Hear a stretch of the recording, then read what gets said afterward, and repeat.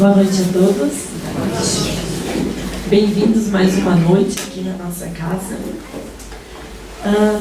Hoje eu vou falar um pouquinho sobre uma citação que a gente fala bastante, né? Quando Jesus disse que ninguém chega ao Pai senão por mim. Então, o que significa chegar ao Pai senão por Jesus? Será que isso significa então que as religiões que não têm Cristo como centro não chegam ao Pai? Será que isso significa que se nós fizermos qualquer coisa diferente do que Jesus pregou no Evangelho, a gente não chega ao Pai? Será que isso significa que eu preciso de um templo, de uma igreja, de algum lugar cristão para chegar ao Pai? Então eu trouxe algumas reflexões hoje para a gente entender um pouquinho o que essa passagem nos coloca, né? Para começar, eu encontrei uma mensagem que, assim, para variar, não tem autor, mas achei muito bonita. O amor. A inteligência sem amor te faz perverso. A justiça sem amor te faz implacável. A diplomacia sem amor te faz hipócrita. O êxito sem amor te faz arrogante. A riqueza sem amor te faz avara. A pobreza sem amor te faz orgulhoso.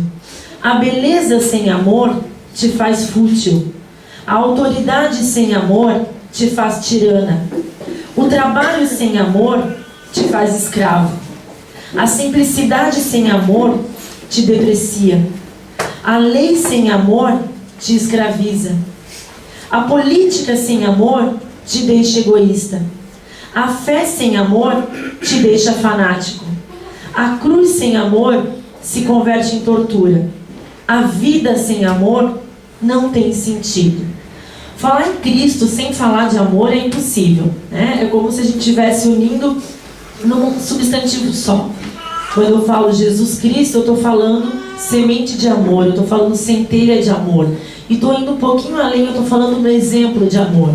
Então, qual é o caminho que a gente vai seguir para chegar a Deus? Qual é o caminho que a gente vai seguir para alcançar o que lá os antigos evangelhos já chamavam de salvação? O que é essa salvação, afinal de contas? Então, quando Jesus disse, ninguém chega ao Pai senão por mim, a gente tem que lembrar no mínimo de 4 coisinhas importantes.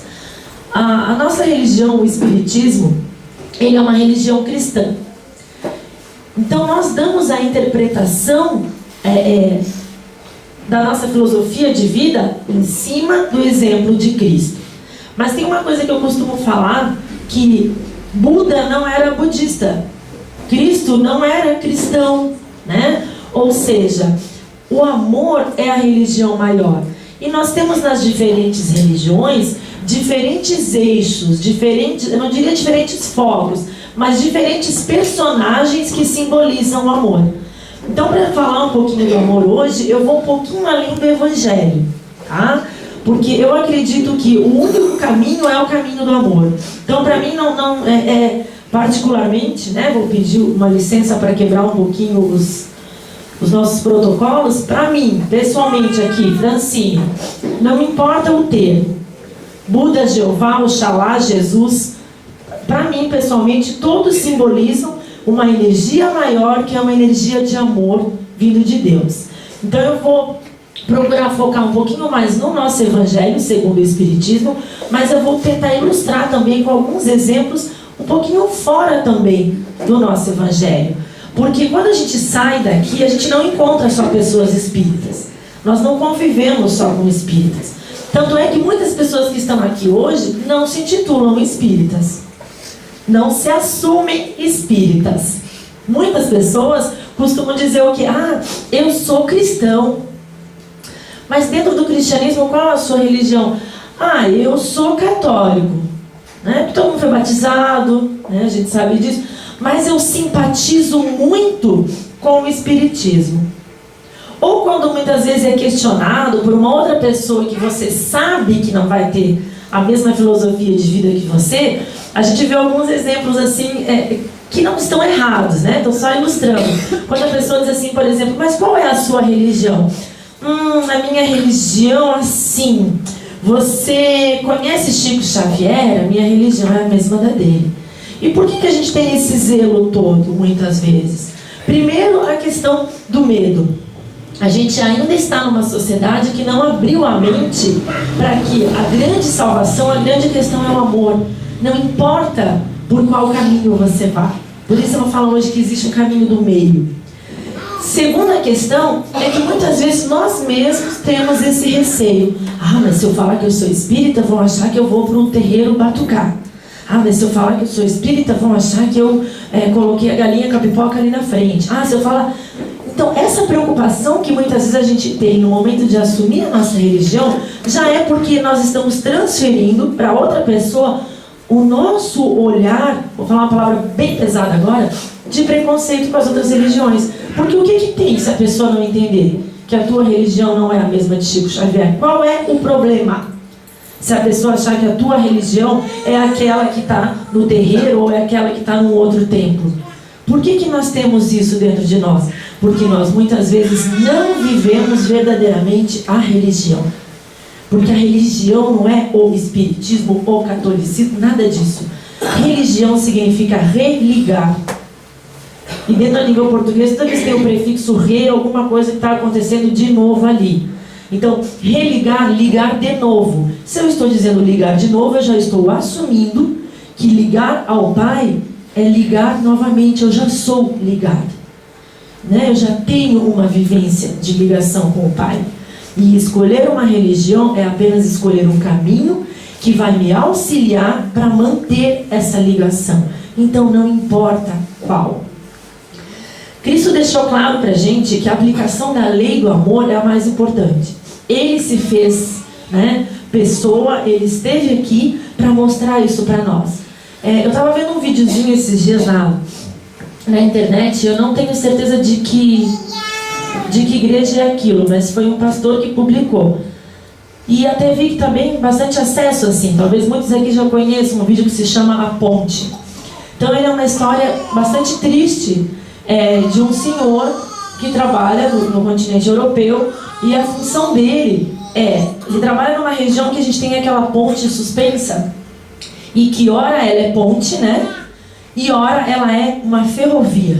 Então, por esse mesmo espaço, a gente sabe que o Brasil é gigante, isso não é a realidade de todos os países, então a busca por espaço muda a tecnologia de diversos lugares, Então, o que acontece? É muito comum, principalmente no continente europeu, você ter a ponte que tem mais de uma função. Então, quando vai passar uma embarcação, ergue-se a ponte. Quando está vindo o trem, você baixa a ponte e ela faz o papel da ferrovia. E nessa historinha ilustrativa, esse senhor trabalha na função de monitorar os momentos em que tem que ficar a ponte abaixada para passar o trem e os momentos em que a ponte tem que ser erguida para que passem as embarcações. E diz a história que numa manhã o filho desse senhor chorou muito, pediu muito, abraçou muito o pai que queria ir com ele para o trabalho. E o pai ficou muito impressionado com aquela demonstração de afeto, porque não era comum ao filho pedir para ir ao trabalho com o pai. Então o pai deixou, ficou com aquele sentimento, nossa, mas ele não é de ficar pedindo, então hoje eu vou levar. E levou o filho para o trabalho com ele. E a criança teve um dia muito divertido, gostou de ver o trabalho do pai, beijou, abraçou. Mas num determinado momento, a criança não estava aos olhos do pai. Estava afastada. Quando o pai ouviu o sinal de que estava vindo uma embarcação, ou seja, era o momento de ele erguer a ponte, ele ficou concentrado no trabalho e ergueu a ponte. Depois que a embarcação passou, ele se lembrou que tinha que procurar esse filho. No momento em que ele avista o filho dele estava brincando na ligação da ponte com os trilhos. E naquele mesmo momento já estava vindo o trem. Portanto, em fração de segundos, esse pai tinha que escolher se ele baixaria a ponte para o trem passar, e com isso ele estaria entregando a vida do filho dele, porque a criança seria atropelada pelo trem, ou se ele manteria a ponte daquela forma para ir buscar o seu filho, e com isso ele condenaria à morte mais de 200, 300 pessoas que estivessem dentro daquele trem. E muito rapidamente esse pai fechou os olhos no momento de oração e ativou a ponte, baixou o trilho e perdeu o seu filho. E no momento desse sofrimento todo, quando passa o trem, ele vê na estação as pessoas saindo de dentro do trem. felizes sem saber o que tinha acontecido, com crianças, com jovens, com adultos, né, com idosos. E aí a gente fica impressionado com essa história, porque o vídeo acaba ali. E aí tu fica, meu Deus, como assim? Então esse pai entregou o filho dele, morreu o filho dele, e ele está ali olhando e sorrindo, porque tem gente descendo do trem. E aí você para pensar, espera, essa história é uma metáfora. Nós fazemos parte dessa história. Nós estamos dentro do trem. E esse pai foi o nosso Criador, que entregou o seu Filho Cristo à morte para nos salvar, para nos proteger. E por que a gente fica tão impressionado com essa historinha, com essa metáfora, mesmo sabendo que ela não é uma história real, e a gente não para perceber que alguém fez isso por nós? Que houve sim um pai que entregou a vida do seu filho em sacrifício para salvar essas pessoas nesse trem de vida que somos nós. E nós muitas vezes não paramos para pensar nisso. E nós muitas vezes não queremos ter uma religião. Não queremos ter um compromisso. Não queremos parar para estudar um pouquinho como foi a passagem de Cristo aqui na Terra. O que ele realmente atravessou enquanto ele esteve aqui? Que vivências ele teve? O que a gente tira dessas vivências para aplicar na nossa vida? Então, tem duas questões aqui. Quando Cristo disse, né, eu sou o caminho, a verdade e a vida, e ninguém chega ao Pai senão por mim. O que ele está dizendo? Que ninguém chega ao Pai senão por amor. E não necessariamente apenas as religiões cristãs cheguem ao Pai. Mas ninguém chega a Ele senão por amor. E aí tem duas questões que eu elenquei aqui que eu penso que seja importante. São dois opostos. Primeiro, a gente também tem que ter claro que quando a gente escolhe uma religião para a nossa vida, a gente não pode terceirizar as nossas questões. Ou seja, o fato de eu vir, por exemplo, à casa espírita, não significa que eu já estou fazendo a minha parte. Olha, mas uma vez por semana eu vou lá na casa espírita, fico por uma hora lá dentro, eu escuto uma palestra, eu tomo um passe, pronto, eu já estou fazendo a minha parte. Eu segui os ritos, digamos assim, que a casa espírita faz. Não. Seja na casa espírita ou em qualquer religião, o fato de nós seguirmos dentro de uma igreja, de um templo, os rituais que esse local coloca, não significa que nós não tenhamos mais nada o que fazer. Mas o extremo disso também é complicado. Hoje a gente percebe uma grande quantidade de pessoas que dizem assim, eu não preciso de religião. Eu vou direto. Como estivesse falando ali do dono da empresa, né? A gente escuta uns exemplos assim, eu não preciso de intermediário. Eu vou direto a ele. Olha a nossa audácia. Olha a nossa arrogância. Né? Olha a nossa falta de humildade. Pô, legal, beleza. Eu tenho um canal direto aqui, ó. Que bom. Eu não tenho. Por que eu não tenho? Eu, Francine, não tenho. Porque não existe para mim esse canal direto. O que existe para mim são formas de atravessar esse caminho. E tudo aquilo que se faz em conjunto se faz melhor. Se eu tenho a possibilidade de escolher uma religião, de ter uma religião, significa duas coisas. Eu tenho a humildade de saber que sozinha eu não vou conseguir, e eu tenho a sabedoria também de admitir que existe um grupo, seja a casa espírita, como eu falei, seja a igreja, seja o templo, não importa, que me auxilia nesses passos, que vai me dar orientação, que vai me dar serenidade, que vai me ajudar, que vai fazer oração, que vai permitir um aprendizado em conjunto. Eu não lembro agora em datas, se eu fosse boa de data eu dava aula de história, não sou, mas durante quanto tempo, os filhos das pessoas com maior poder aquisitivo, filhos de fazendeiros, tinham aula dentro de casa, A gente sempre vê isso, em livros, em filmes, no que for. Então eles tinham aula dentro de casa, até que chega, e isso era um símbolo de status, Eu tenho dinheiro, eu pago para ter um professor só aqui com meu filho. E isso foi caindo com o decorrer do tempo. Porque as pessoas foram empobrecendo? Não. Porque foi comprovado que nós, seres humanos, aprendemos na convivência. Nós aprendemos em conjunto.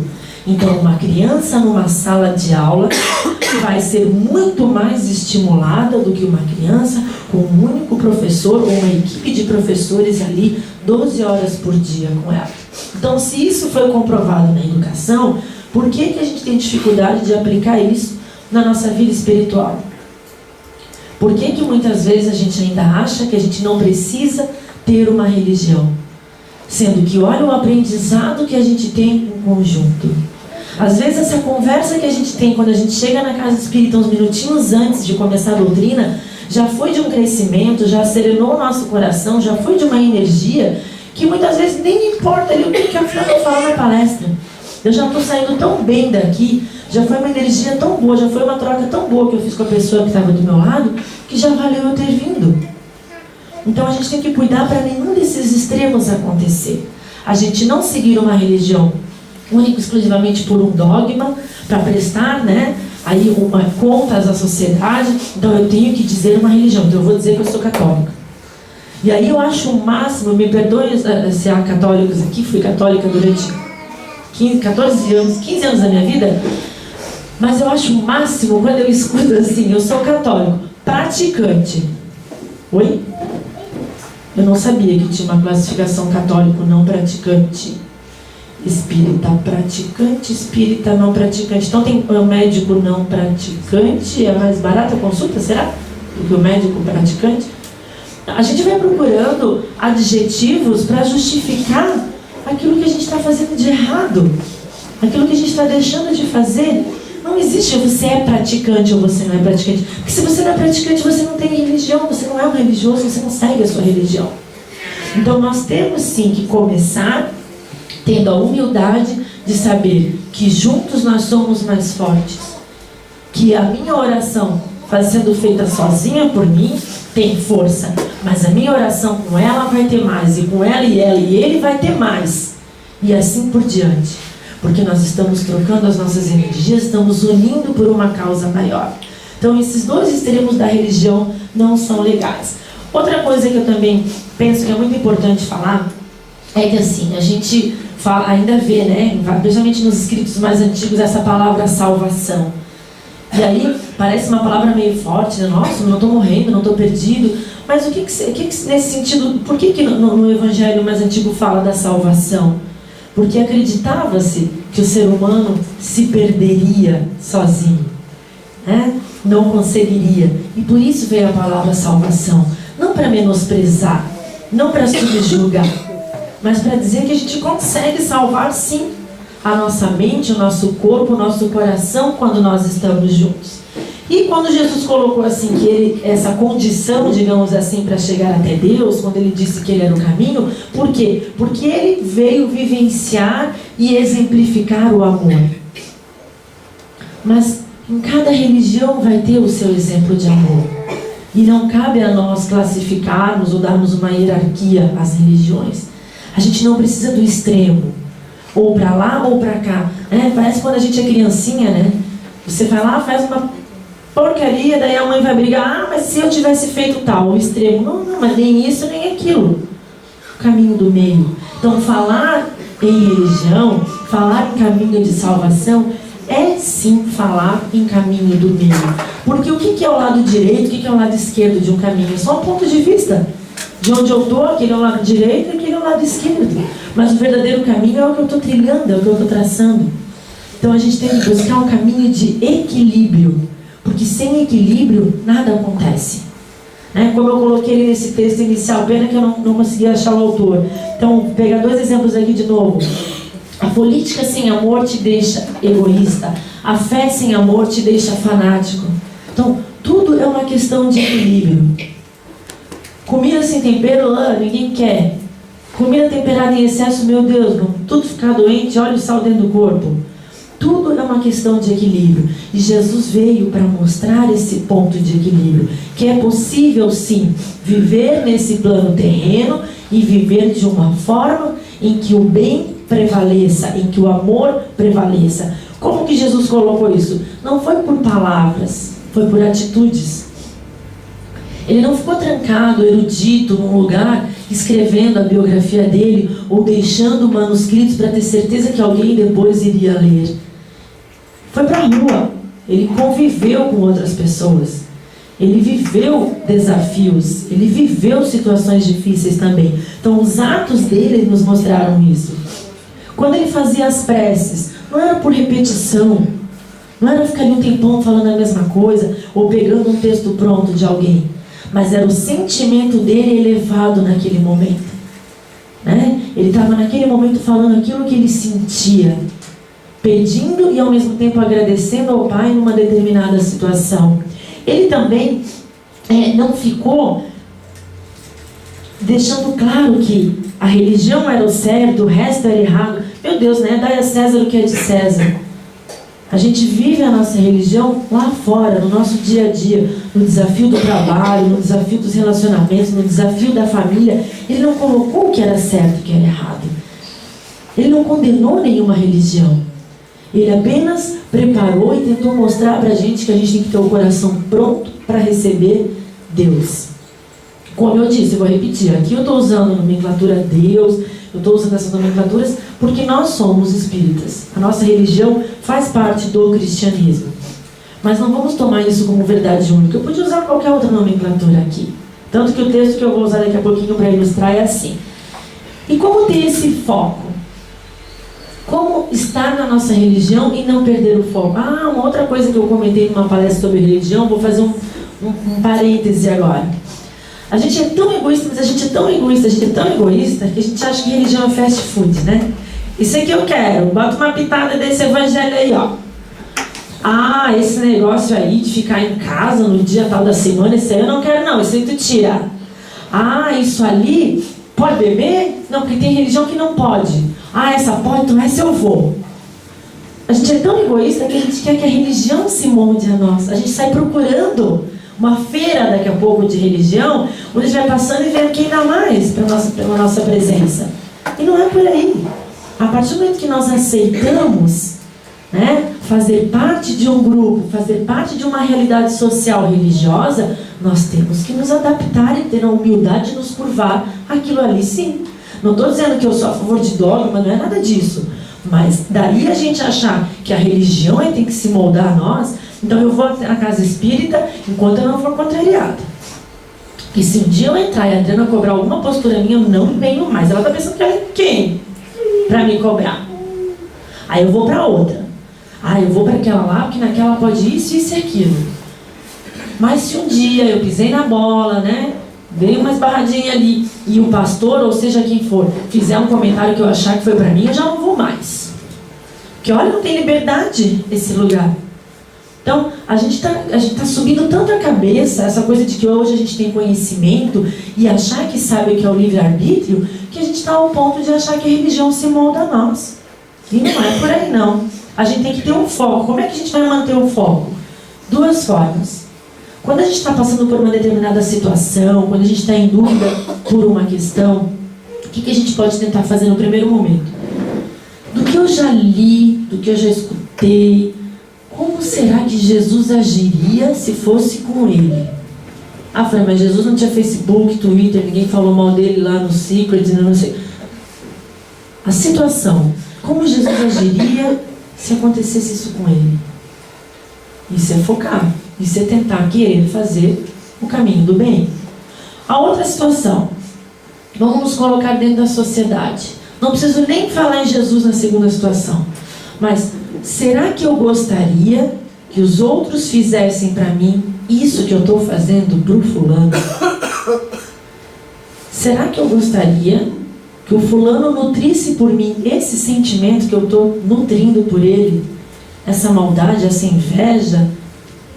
Será que eu não estou criando expectativa demais em cima do fulano? Eu gostaria que ele criasse essa expectativa toda em cima de mim? Então nós somos chamados o tempo todo a manter o nosso foco. E a religião ajuda a isso. Seja lá na igreja, no confessionário, seja aqui, no atendimento fraterno, numa conversa, a gente tem a possibilidade de pedir ajuda. E quando a gente aceita que o caminho não é nem para lá e nem para cá, mas que tem uma forma de seguir dentro do contexto que a gente vive hoje, a gente está aceitando o caminho do meio. Se a gente aceita o caminho do meio, a gente aceita o caminho para seguir ao Pai. Eu trouxe um exemplo, né? Quando eu falei ali no começo da questão dos extremos, né? Inteligência sem amor faz a gente perverso. Eu falei que eu ia ilustrar com algumas questões, não só da doutrina espírita. E eu trouxe um texto que eu gosto bastante, talvez vocês conheçam, como que surgiu a expressão do caminho do meio. Foi Siddhartha que criou essa expressão. Buda, que não era budista, né? Durante 6 anos, Siddhartha e seus seguidores viveram em silêncio e nunca saíram da floresta. Para beber, tinham a chuva. Como comida, comiam um grão de arroz ou um caldo de musgo, ou as fezes de um pássaro que passasse. Delícia, hein? Abriu o apetite de vocês agora, fala a verdade. Estavam tentando dominar o sofrimento, tornando as suas mentes tão fortes que se esquecessem dos seus corpos. Então, fortalecendo a mente, não sentia fome, não sentia o frio, não sentia sede. Até que um dia, Siddhartha escutou um velho músico num barco que passava ao longe, falando para o seu aluno: se você apertar demais essa corda, ela vai arrebentar. Se você deixá-la solta demais, a sua música não vai soar, o instrumento não vai tocar. E de repente, Siddhartha percebeu que essas palavras simples continham uma grande verdade e que durante todos estes anos ele tinha seguido o caminho errado. Se apertar a corda demais, ela arrebenta. Se deixar solta demais, ela não toca. Nisso, uma aldeã passava pelo local e ofereceu a Siddhartha a sua taça de arroz. E pela primeira vez em tantos anos, ele provou uma alimentação apropriada para o seu corpo. Mas, quando os ascetas viram o seu mestre banhar-se e comer como uma pessoa comum, sentiram-se traídos, como se Siddhartha tivesse desistido da grande procura pela iluminação. Siddhartha Gautama os chamou: venham, comam comigo. E os ascetas responderam: traíste os teus votos, Siddhartha. Desistiu da procura. Nós não vamos continuar te seguindo. Não podemos continuar com você. Enquanto eles foram se retirando, Siddhartha apenas disse: aprender é mudar. O caminho para a iluminação está no caminho do meio. É a linha entre os dois extremos opostos. E esse caminho do meio foi a verdade, né, que Buda descobriu e que Buda passou a ensinar. E permanece aí até hoje, né? Quem lê os ensinamentos de Siddhartha sabe disso. Ele ensinou aos seus discípulos que os extremos da vida deviam ser evitados, que o caminho do meio é a forma de chegar ao equilíbrio. E ele ensinou ainda que tanto o prazer extravagante ou a abnegação exagerada deveriam ser evitados. Ambos os extremos provocam sofrimento. As margens de um caminho não são opostas por si mesmas. Tornam-se opostas em função do ponto de vista do caminhante. O lado direito e o esquerdo são os do caminhante, não os do caminho. Então eu peguei essa história dentro do budismo para ilustrar a questão dos extremos. E quantas vezes nós fazemos isso? Agora eu vou quebrar mais um protocolozinho e vou fazer um comentário de coisas que já aconteceram até comigo. Por acaso, porque a minha vida é muito perfeita. Quando a gente faz palestra, a gente não tem problemas. Ou mês que vem vai ter um monte de gente querendo fazer palestra. Estou brincando. Então, assim, às vezes acontece, né? Você comete um erro, você falha, você dá uma escorregada, né, na bacia ali. E aí, já aconteceu comigo de escutar assim: meu Deus, mas você é espírita! E você fez isso? Por isso que eu não acredito mais no espiritismo. Meu Deus, quantas pessoas devem ter desviado dessa casa, então? Muitas vezes a gente idealiza, a gente personifica alguma coisa em alguém e não o que ela realmente deve representar. Então nós buscamos exemplos, mas nós buscamos mitos. E aí tá aí, né? Qualquer pessoa que vá lá e cante uma música engraçadinha, tá todo mundo lá na porta do hotel, qualquer criatura com uma calça diferente, com cabelo de perturbado, a gurizada tá indo atrás. Por quê? Porque nós estamos fazendo o que os ascetas, para quem não conhece a expressão, são essas pessoas que abnegam, tá? Que se entregam ao extremo. Então, fica sem comer, fica sem beber, abre mão de coisas da vida, né? Coisas do nosso corpo físico, acreditando que é isso que vai ligar a um ser maior. E aí, a gente vê isso, né? Quantos ascetas aí no nosso dia a dia, Ah, mas então se o fulano que fez isso, então, meu Deus, nem vou nessa religião. Sendo que o nosso olhar deveria ser justamente o oposto, né? Puxa, olha como não é fácil. Mesmo a pessoa que está ali, que está buscando todos os dias, também tem dificuldade. E ela continua indo ali. Então, se ela teve essa dificuldade e ela continua indo, então eu também vou continuar. Porque eu também posso conseguir. Tudo é uma questão de mudar o nosso olhar. Quando a gente fala de caminho do meio, é importante lembrar que no Espiritismo a gente condensa, né, os mandamentos num só. Amar ao próximo como a ti mesmo, né? Ou seja, Deus sobre todas as coisas, mas você enxerga Deus no próximo. Então, quando a gente fala da ação no Espiritismo, é a caridade. E aí Chico Xavier deixou, entre tantas, né, mensagens, uma mensagem que diz assim, que tem muito a ver com essa questão do caminho do meio. No Espiritismo, né, o que a gente tem que lembrar? Que o Espiritismo visto, ele pode ser só um fenômeno. Teve o seu momento, né, das mesas girando, teve, porque naquele momento era a forma de atrair as pessoas para um pensamento novo, para uma nova forma de vida. Mas se ficasse só naquilo, só no que é visto, não seria uma religião, seria só um fenômeno. O Espiritismo ouvido pode ser apenas consolação. Agora eu vou puxar a orelha. Então eu venho toda quarta para casa espírita. Ai, numa quarta eu escutei o Zezinho, na outra o Guinho, na outra o Luizinho, na outra... Peraí, vocês vão passar quantos anos só vindo aqui ouvir a gente falar? Vamos trabalhar, né, gente? Porque se a gente ficar só escutando, é uma consolação. É o conselho da tiazinha mais velha, é o conselho da vizinha. Não é para isso que a gente precisa de religião, não. Ouvir faz parte, mas não é a única forma. O espiritismo vitorioso pode ser somente festividade. O espiritismo estudado pode ser apenas escola. Então eu leio vários livros, mas eu fico só ali na minha leitura. Então eu tenho conhecimento. Tenho muito conhecimento. Mas é a prática desse conhecimento. O espiritismo discutido pode ser apenas um sectarismo. Se ele for interpretado, ele pode ser apenas uma teoria. Propagado pode ser somente uma movimentação. Sistematizado fica sendo apenas uma filosofia. Observado pode ser somente ciência. Meditado, apenas uma doutrina.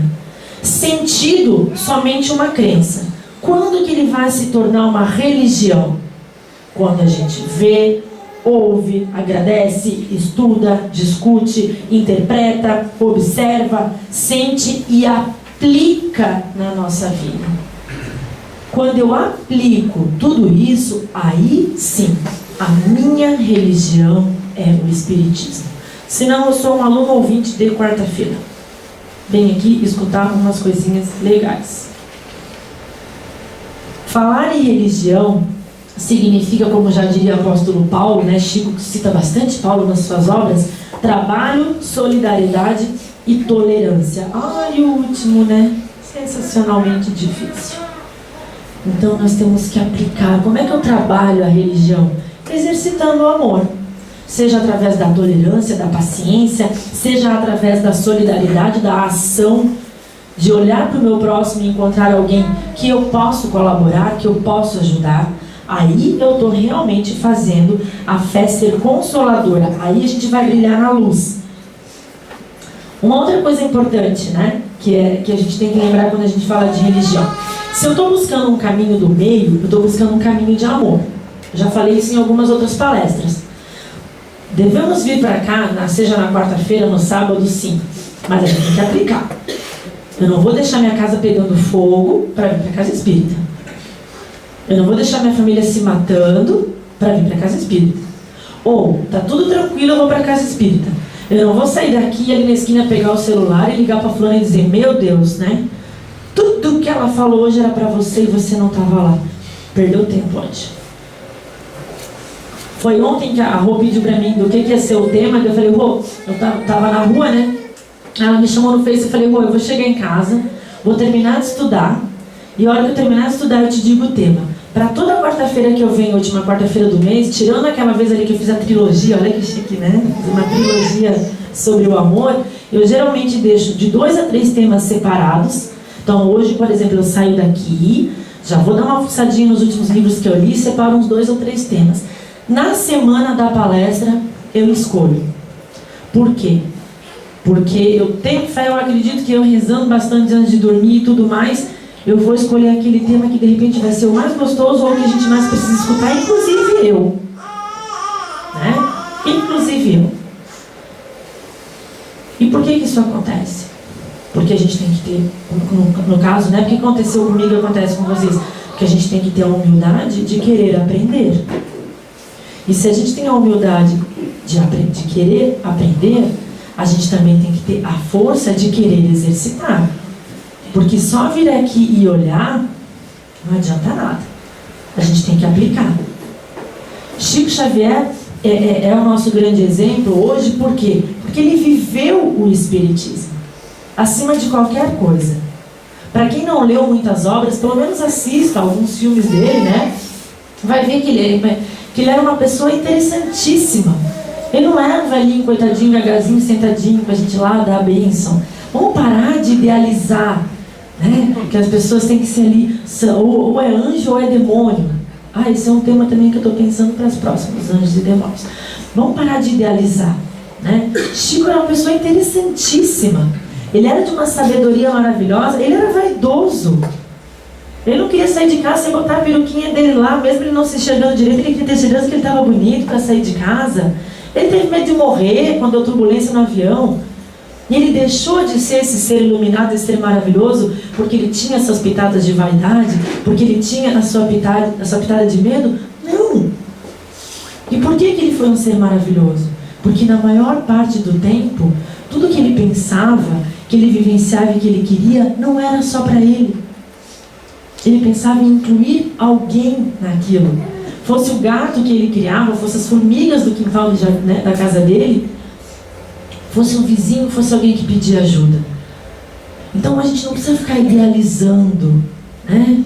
Transformando, né? Meu Deus, o pessoal morre vendo tudo santo, é uma coisa incrível. A gente não precisa fazer isso. Esse não é o caminho. O caminho é no meio, é o equilíbrio. É vir a doutrina, mas estudar também a doutrina e aplicar também a doutrina. É cometer falhas? Sim, é assim que a gente aprende. Mas é tendo a humildade de pedir perdão, é tendo a humildade de recomeçar e tendo a persistência de não cometer a mesma falha. Não vir aqui pedir ajuda, eu quero uma ajuda, eu quero fazer uma apometria, que está acontecendo isso na minha casa. Quase matei meu marido, sabe? Acho que tinha um espírito em mim, possesso, eu quase matei meu marido, vamos fazer uma apometria. Aí vem, ouve a palestra, faz a apometria, sumiu. Daqui 4 meses, acho que o espírito possesso veio de novo, quase matei meu marido de novo. Se a gente não trabalhar a nossa fraqueza, a gente vai cometer os mesmos erros sempre. Mas eu comecei a vir na casa espírita, parece que minha vida desmoronou. Meu Deus, foi começar a organizar toda quarta-feira para vir, parece que começou a dar tudo errado. Minhas amigas já não são mais tão minhas amigas, meu patrão implica comigo, minha mãe brigou comigo, meu namorado, né? Por quê? Porque você colocou uma plaquinha na espiritualidade dizendo que você quer aprender. A tia Tânia costuma dizer que você colocou uma plaquinha escrita "Estou pagando contas". Então, para todo mundo que tu devia, vai aparecer, né? Bota uma plaquinha dessa na sua casa para você ver. Até o vizinho que prestou 20 centavos um ano atrás vai bater na porta. Então, pensa nós na espiritualidade com a nossa plaquinha. Quero aprender. E como é que a gente aprende? Com desafio. Então eu não vou na casa espírita já não. Vou aproveitar mais uns 4 anos. Aí depois eu vou, né? Depois começa a aparecer os desafios. Não, porque quando a gente não aprende pelo amor, a gente aprende pela dor. Se nós temos a capacidade físico-motora de vir até aqui, a capacidade intelectual de ouvir e de ler, e se nós temos uma capacidade de raciocínio e de sentimento, a gente tem que aplicar. Então não vamos ficar procurando a religião ideal, não vamos ficar procurando um mito, uma pessoa para ser o exemplo, seja na casa espírita, seja em qualquer lugar, seja na igreja, seja em algum templo, não importa. Não vamos procurar isso. Mesmo Cristo teve medo. Meu Deus, gente, vamos ler o Evangelho. Ele também teve um momento de medo.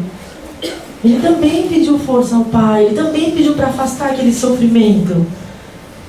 Então, se ele, um ser tão iluminado, que veio sabendo que o caminho dele não ia ser fácil, também teve o seu momento de medo, como o corpo humano que ele estava aqui naquele momento, nós também podemos ter. Vamos parar de ficar procurando uma receita. Eu quero o caminho da salvação.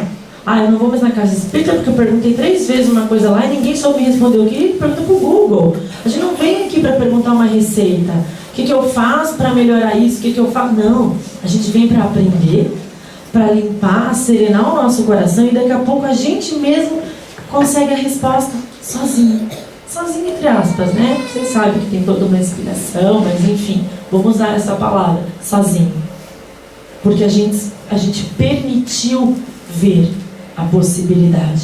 A gente se permitiu mudar. Vou pegar ali as palavras de Siddhartha. Aprender é mudar. Não é ouvir a casaca, não é o troca de lado, não é o sem opinião, não é isso. Quando você tem aprendizagem, quando você busca ser alguém melhor, você vai sair da tua zona de conforto e vai querer ser alguém melhor. Eu encontrei um texto de Alexandre Paredes, que não é sobre o budismo, nem sobre o espiritismo, nem sobre o catolicismo, mas que eu vou usar para encerrar a minha palestra de hoje, né? Só quero relembrar aquilo ali que eu falei antes, bem rapidinho. Que aprender é mudar, que ser flexível é ter aprendizagem, que sempre existe um caminho do meio. E não é do meio que não é para lá, não é para cá. É do meio porque eu estou acreditando que aquele é o caminho.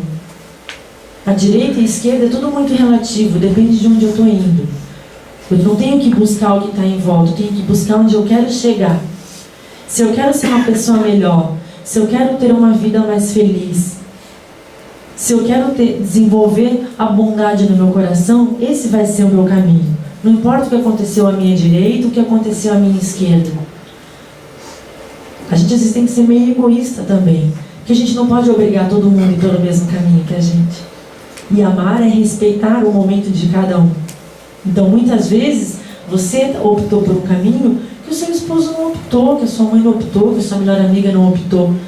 Você vai se separar deles? Você vai se afastar deles? Não. Olha lá, Cristo era societário, ele veio para viver no meio das pessoas. Você vai achar uma forma de conseguir continuar no teu caminho, continuar na tua busca, mas sem obrigar o outro a estar nela.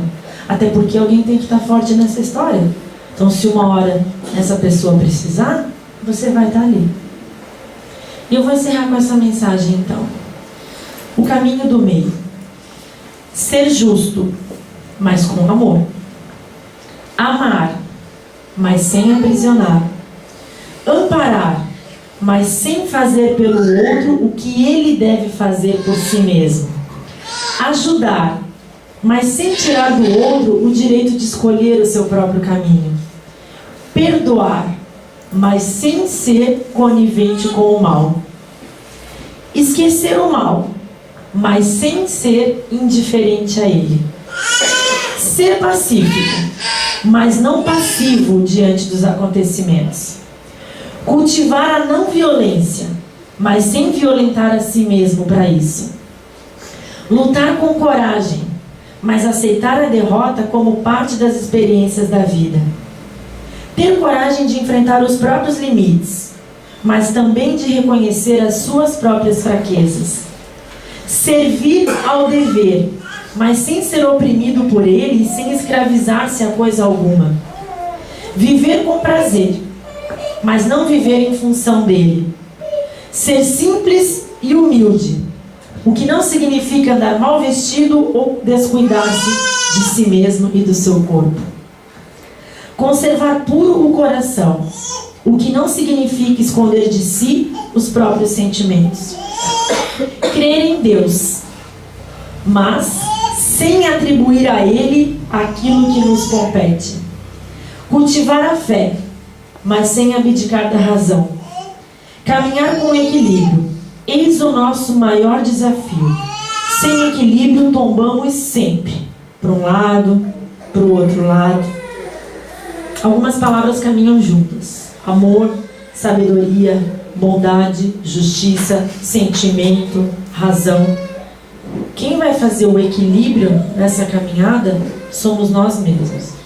Quem procura receita, quem acha que vindo na casa espírita vai ter um manual de como viver na harmonia, de como viver o amor de Cristo, de como viver a felicidade, errou o endereço.